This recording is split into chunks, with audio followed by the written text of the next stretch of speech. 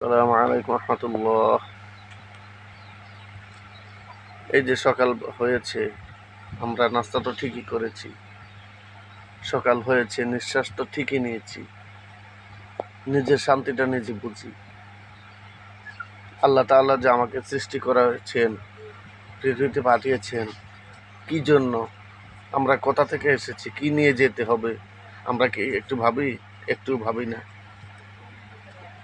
একক তো নামাজ না পড়তে পারলে খুবই খারাপ লাগে, কিন্তু মানুষেরা কেন যে, কিভাবে যে এইভাবে নামাজ না পড়ে থাকে, আমল না করে থাকে, কোরআন না পড়ে থাকে, আমার বুঝে আসে না।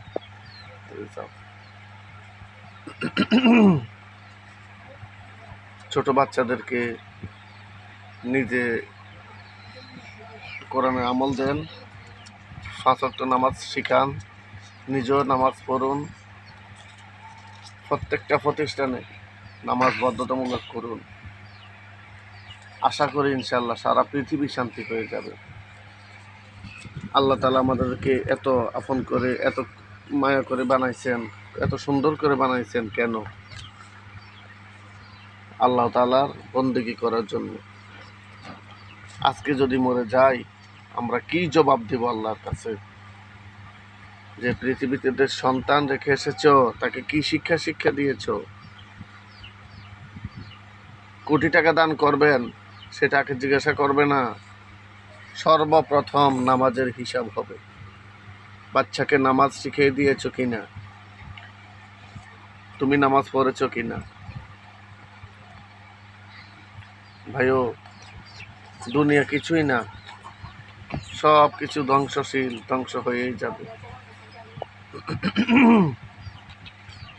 দুনিয়া ধ্বংস হয়ে যাবে। এই যে আজকে খুন, ধর্ষণ, রাহাজানি কেন হচ্ছে? আমাদের কারণেই হচ্ছে। আমরা কোরআন শিখি না, ছোট ছোট বাচ্চাদের থেকে কোরআন শিক্ষা দেই না। বড় হইলে তারা কিভাবে ভালো করবে? আজকের সমাজে দেখেন, মা বাবাকে মেরে ফেলছে। ইউটিউবে দেখেছিলাম, একজন ছেলে তার মা বাবাকে একই দিনে নেশার টাকার জন্য মেরে ফেলেছে। তো কেন? এগুলি আমাদের জন্যই হচ্ছে। আল্লাহর হস্তে একটু সবাই ভালো হয়ে যায়, ছেলে মেয়েদেরকে ভালো করার চেষ্টা করি, ভালো পথে দেই, কোরআনের পথে দেই। আল্লাহ পাক রব্বুল আলামিনের কাছে যে বলতে পারবেন যে আল্লাহ, আমি চেষ্টা করেছিলাম। আর ভাই বোনদেরকে বলছি, আপনারা নগ্ন ভিডিও করবেন না, নগ্ন টিকটক করবেন না, ইসলামী টিকটক করুন, সবাইকে নামাজের পথে দাওয়াত দিন। দেখুন হাসপাতালগুলো কি পরিস্থিতি, কত কষ্ট পাচ্ছে। আমাকে আপনাকে আল্লাহ পাক রব্বুল আলামিন কত শান্তিতে রেখেছেন। এক মুঠো যদি কমও খেতে পারি, তারপরেও শান্তি, কারণ শরীর শান্তি আসল শান্তি। দেখুন ফিলিস্তিনে, বিভিন্ন মুসলিম রাষ্ট্রে কত কষ্ট মানুষের, হ্যাঁ, কত হাহাকার খানার জন্য, নামাজ পড়তে পারে না, হ্যাঁ, পুলিশেরা লাথি মেরে, এই ভারতে বেশি দূরে নয়, পুলিশেরা লাথি মেরে নামাজ থেকে বিতাড়িত করছে, নামাজ বাদ দিয়ে দিচ্ছে। অনেক রাষ্ট্রে দেখা যাচ্ছে জোর করে রোজা ভেঙে দিচ্ছে। কারণ কি? আমরা কি একটু খেয়াল করতে পারি না?